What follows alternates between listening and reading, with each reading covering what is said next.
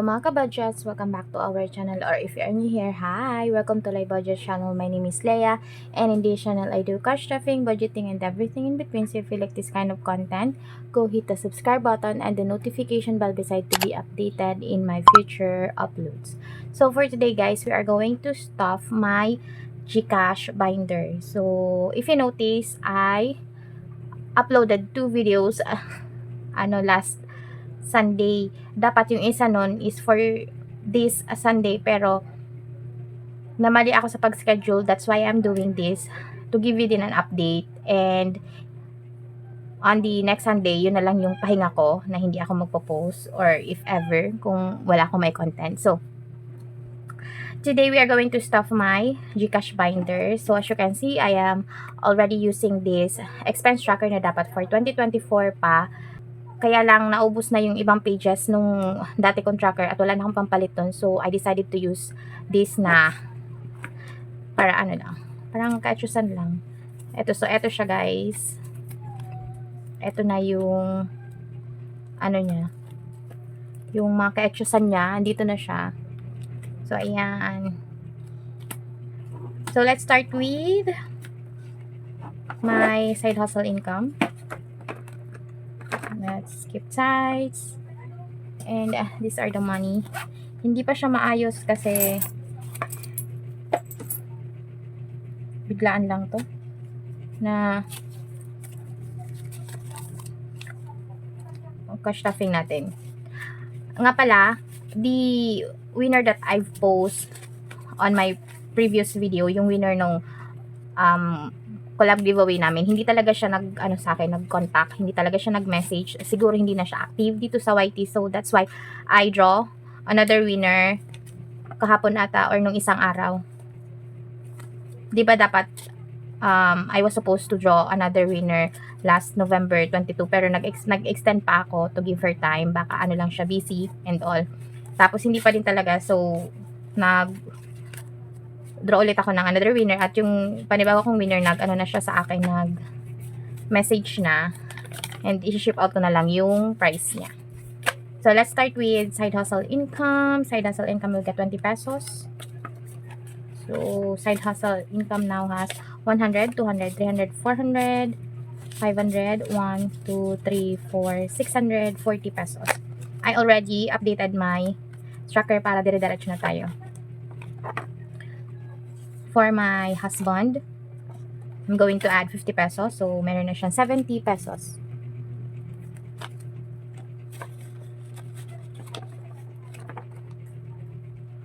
For my kids, 20 pesos. So, they now have 3, 4, 5, 6, 730. For my youngest brother, I am going to put 100 pesos. So, he now has 100, 200, 340. For my oldest brother naman, 100 pesos din. So, binawasan ko na ba ito? Oh yes, binawasan ko na. So, for his envelope naman, kumuha siya last November 30 ng 500, sinend ko sa Gcash niya. So, meron na lang siyang leftover na 1,290 plus yung 100 million, dapat may 1,390 na siya. So, let's see. 5, 6, 7, 8, 9, 10, 11, 12, 13, 90. For my parents, 50 pesos. See? So, 410 na yung total ng pera nila. So, 100, 200, 300, 50, 70, 90, 410. For, emergency fund or for my ambulance, 20 pesos. Okay, wag yung pangit. Tulisin natin ito. So, 2, 3, 4, 5, 6, 80 pesos. 680. For debts, 350. So, 1, 2, and 50. Ay, mali.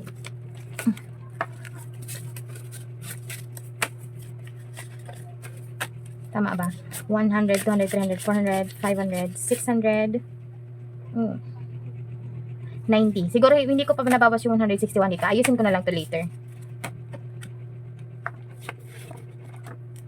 For GCash savings naman, 404 ang idadagdag ko dito. Wala ditong coins guys, nandun sa GCash ko.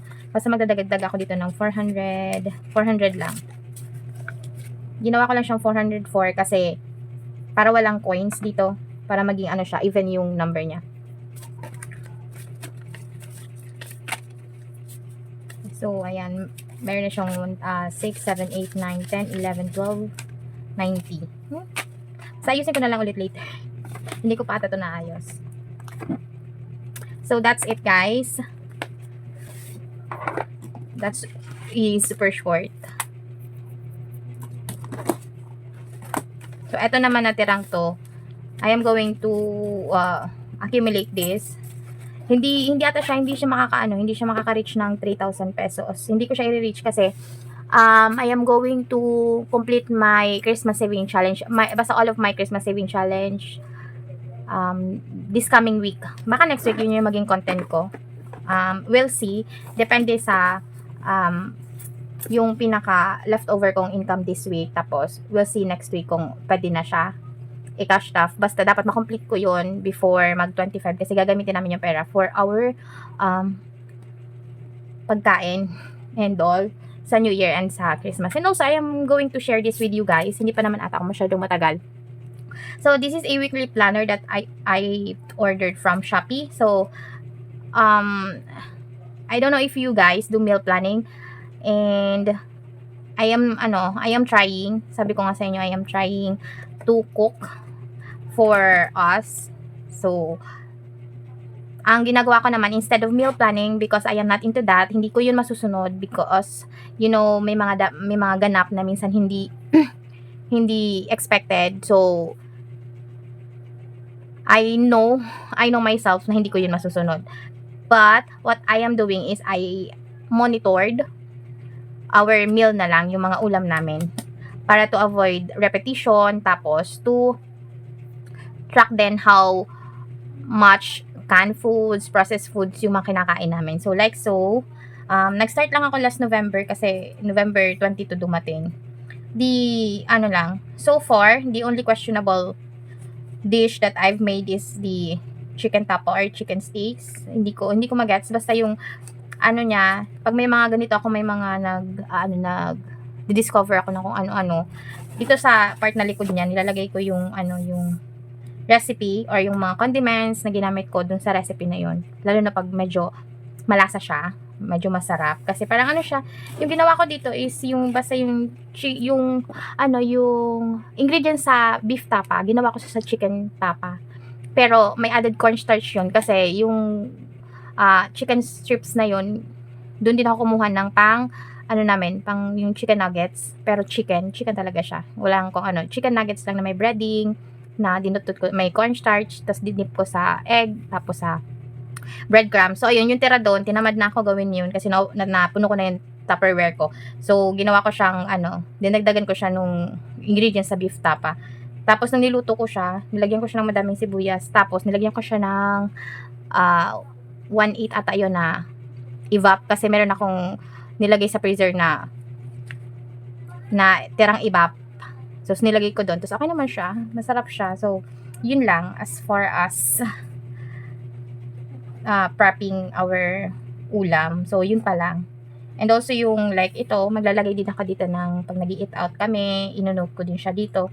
Like, itong November 24, nag-Jollibee kami. So, yun. Para din. Basta, lang siya. Kaya, chusan ko lang siya. Para kahit pa paano, diba? So, there you go guys. Kung hindi sa inyo mag-work yung meal plan, mag-backwards kayo or mag-monitor kayo para hindi din pa ulit-ulit yung ulam ninyo. Like, halimbawa, kahit dito naman sa mga ginagawa ko, yung mga, pag sinabi kong adobo, minsan, may mga twist akong ginagawa doon. Nilalagyan ko ng iba para hindi talaga siya chicken adobo. Like, yung kaninang ulam namin, homemade chicken tocino, yung recipe niya. Kasi minsan, ang ginagawa ko pa, nagpe-prep ako, namamalengke ako, yung ibang meat, minamarinate ko na siya. So, may homemade tocino, chicken tocino. Tapos, dapat nang pina-fry na lang yun. Okay na yun. Pero kanina, yung ginawa namin, nag-homemade tocino kami last November 20. Tapos, naulit siya nitong ngayong araw. Pero, this time naman, ang ginawa ko, Hindi ko siya frinay, niluto ko siya dun sa sauce niya, dun sa pinagmarinitan niyan. Tapos parang naging sauce siya, parang naging adobo style pero tuyo. Basta ganun. Yun lang yung purpose kung bakit ko siya minomonitor para kahit pa paano maiba-iba. Tapos kailangan may gulay kami, may kung palagi na kami fry, yung fried na lang yung laging ulam. So namomonitor ko to pag ganito. Dati pa naman minomonitor ko siya pero mas nagiging in-depth lang yung pag-monitor ko pag ganito nakasulat kasi naano ko siya, nababalikan ko siya. So there you go guys. Thank you so much. Please if you are interested or if you want to help me, kung lagi ka na nanonood ng mga videos ko, please do subscribe kasi I am trying to reach 1.5 subscribers para makapagpag-giveaway ulit tayo. And I am going to give away money organizer and yung planner na binigay sa akin ni Building Budgets ni Pam. So, ayun. Thank you so much guys. I will post also the videos that I play this week. Sobrang konti kasi sobrang busy ko. Nakalimutan ko mag-play. So, ayun. Again, happy Sunday guys. Take care always. God bless you and I love you. Bye!